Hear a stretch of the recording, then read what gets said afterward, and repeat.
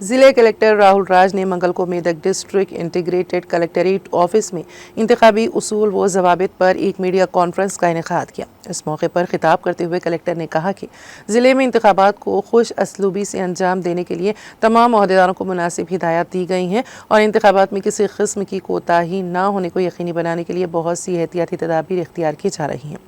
Collector ने कहा है कि इंतखाबी ज़ाबिता सिर्फ उन ग्राम पंचायत हुदूद में लागू होगा जहाँ इंतखाबात मुनक़द होंगे।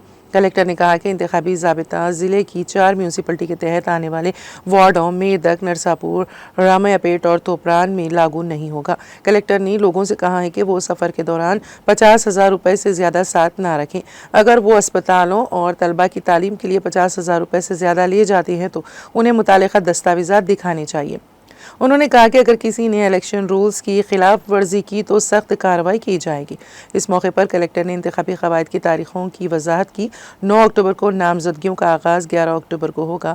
नामजदगियों का अमल 12 अक्टूबर को शाम 5 बजे तक मुकम्मल होगा। 13 अक्टूबर को नामजदगियों की जाँच पड़ताल होगी। 13 अक्टूबर को अपीलें, 15 अक्टूबर को शाम 3 बजे तक कागजात नामजदगी वापस लिए जाएंगे। उसी दिन हतमी फहरिस्त जारी की जाएगी और 23 अक्टूबर को इंतखाबी पोलिंग, 11 नवंबर को इंतखाबात की गिनती, उसी दिन नतायज जारी किए जाएंगे।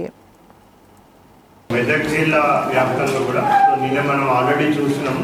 సో నిన్న మనకి స్టేట్ ఎలక్షన్ కమిషన్ వాళ్ళు so MPTC ZPTC elections so అదేవిధంగా గ్రామ పంచాయత్ ఎలక్షన్స్ సో వాటికి డేట్స్ అనేది అనౌన్స్ చేయడం జరిగింది. సో నిన్న మనకి సాయంత్రం 5 గంటలకు స్టేట్ ఎలక్షన్ కమిషనర్ గారు అన్ని జిల్లాల కలెక్టర్లు ఎస్పీలతో కూడా ఒక వీడియో కాన్ఫరెన్స్ కూడా నిర్వహించి సో ఎలక్షన్స్ ఏ విధంగా కండక్ట్ చేయాలి, ఏ విధంగా మనం ఎలక్షన్స్కి సమాయత్తం అయి ఉన్నాము, సో అదేవిధంగా ఏర్పాట్లు ఏ విధంగా జరుగుతూ ఉన్నాయని కూడా నిన్న డీటెయిల్డ్ వీడియో కాన్ఫరెన్స్ నిన్న పెట్టడం జరిగింది. అదేవిధంగా సో మోడల్ కోడ్ ఆఫ్ కండక్ట్కి సంబంధించి ఎస్పెషల్లీ నిన్న ఎప్పుడైతే ఎలక్షన్ అనౌన్స్మెంట్ నిన్న ప్రెస్ మీట్ పెట్టి స్టేట్ ఎలక్షన్ కమిషన్ అనౌన్స్మెంట్ చేసిందో మరి ఆ రోజు నుంచే ఆ సమయం నుంచే మోడల్ కోడ్ ఆఫ్ కండక్ట్ కూడా స్టార్ట్ అయింది అనేసి మా అందరికి కూడా క్లియర్ కట్గా ఇన్స్ట్రక్షన్స్ ఇవ్వడం జరిగింది.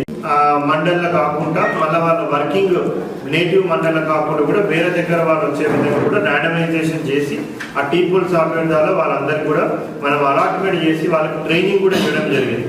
సో అదేవిధంగా నేను ఇందాక చెప్పినట్టు సో టోటల్గా మనం ఎంపీటీసీలకు ప్లస్ అదేవిధంగా సర్పంచ్ ఎలక్షన్స్, వార్డ్ ఎలక్షన్స్కి కూడా 2 ఫేజ్లే మన జిల్లాలో ఉంటాయి. సో ఫస్ట్ ఫేజ్ ఎలక్షన్ దేనికైనా కానీ ఎంపీటీసీ ఆర్ జెడ్పీటీసీ అండ్ జీపీకి కూడా